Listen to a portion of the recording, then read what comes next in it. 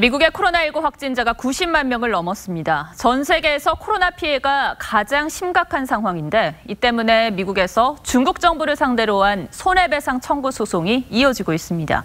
자, 그럼 10,000명이 넘는 환자가 발생한 우리나라도 소송을 제기해서 배상을 받을 수 있는 것인지 이채연 기자와 자세히 살펴보겠습니다. 자, 이 기자, 중국 정부를 상대로 누가 소송을 제기한 겁니까?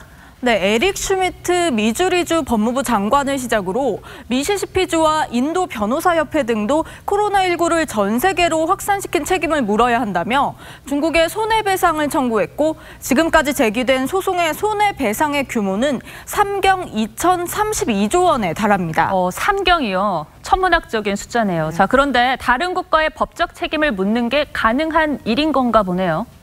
네, 국제법에는 한 국가의 법원이 다른 국가를 소송 당사자로 삼아 재판을 할 수 없다는 주권 면제 원칙이 있습니다. 그런데 어떻게 소송을 제기합니까?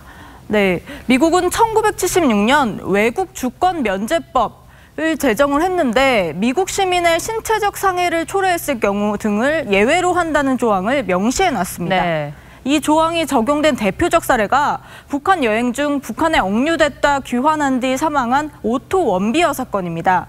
미국 법원은 북한 정부에 5,600억 원을 배상하라는 명령을 내렸고 북한 선박을 압류해 경매 처분했습니다. 네, 그랬었죠.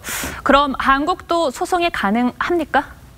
네, 한국은 이런 예외 법률 자체가 없는데 최근 법원의 판단에 따라서 재판이 이뤄지는 경우가 있었습니다. 잘 아시듯 일본 정부를 상대로 낸 위안부 피해자 할머니 손해배상 청구 소송과 강제징용 판결이 대표적입니다.